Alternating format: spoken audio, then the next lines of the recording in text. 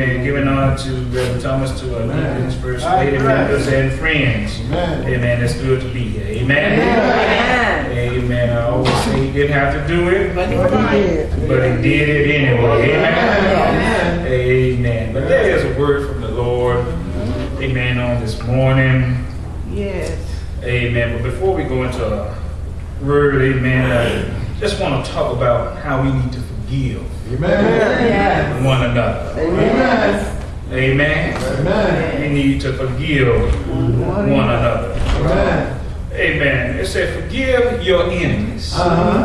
Was the topic of the Reverend's sermon on this particular Sunday morning.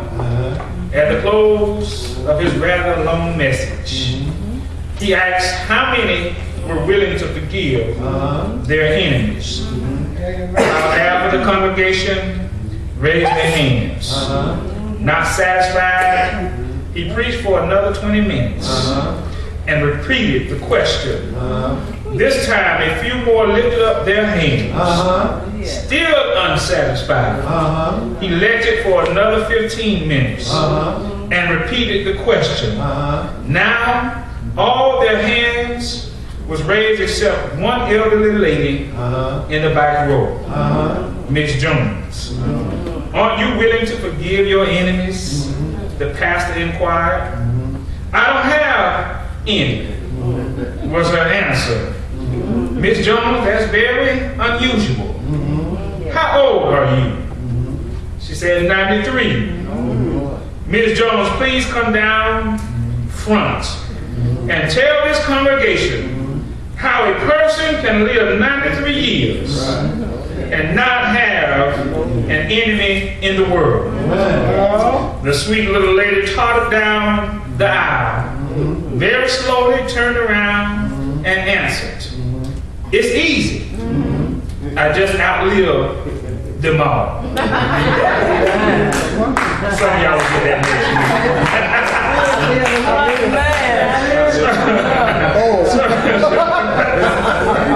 Some of y'all will get that down the road. Amen. She just say outlive them all. Amen. Amen. So just keep on living. Amen. Amen. Even though you may have some enemies, just keep on living. Amen. You outlive them all. Amen. Amen. Some of y'all will get it down the road. Amen. But coming from the gospel, amen, according to St. John, the 5th chapter, amen, beginning at verse number 1. It says, after this there was a feast of the Jews, and Jesus went up to Jerusalem. And there is at Jerusalem by the sheep market a pool, which is called in the Hebrew tongue Bethesda, having 5 porches. In these lay a great multitude of impotent folk, a blind, halt, withered, and waiting for the moving of the water. For an angel went down at a certain season into the pool and troubled the water.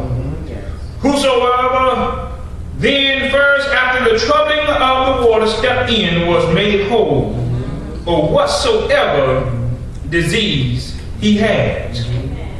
And a certain man was there which had an infirmity 38 years.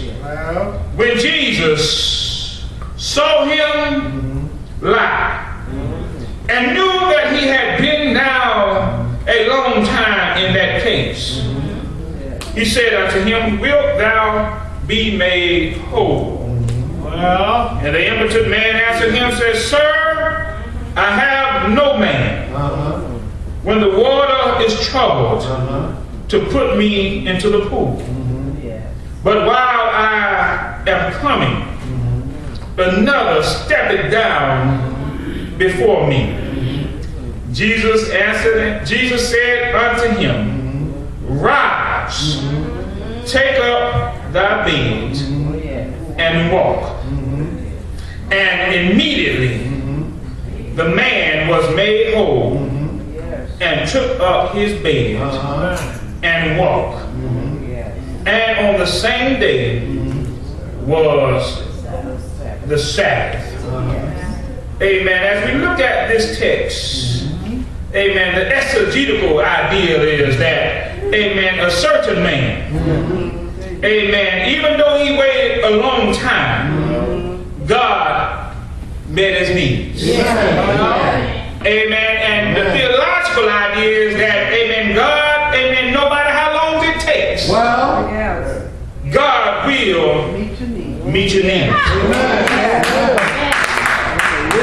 And the subject from which to preach this morning, we want to talk about, amen, your condition is not your conclusion. Amen.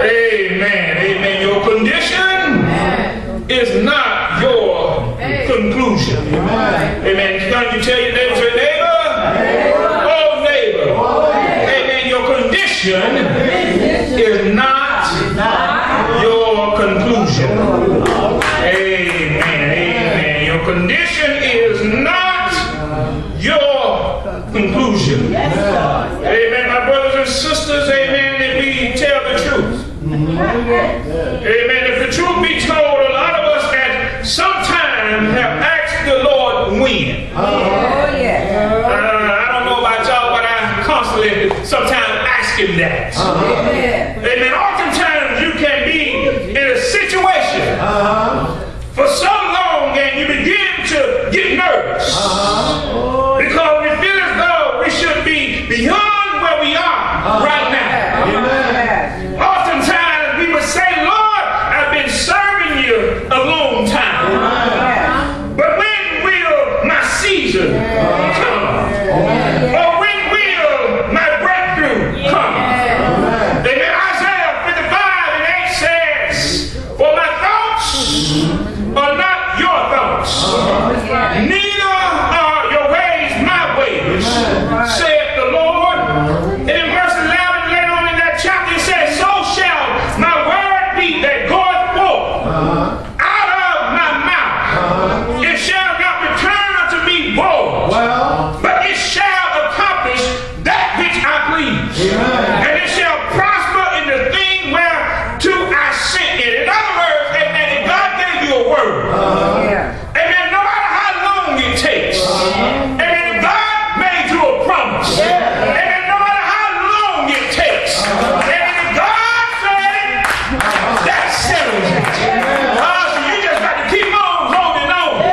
Amen, even in the midst of going through your current situation. Amen, a lot of our current situations is not, amen, sometimes pleasing to us. Amen, but I want to let you know that when you signed up, when you accepted Christ as your personal Savior, amen, you said that you're not your own anymore. But you have been bought with a price. And what is that price? Amen, that is the precious blood of Jesus. And so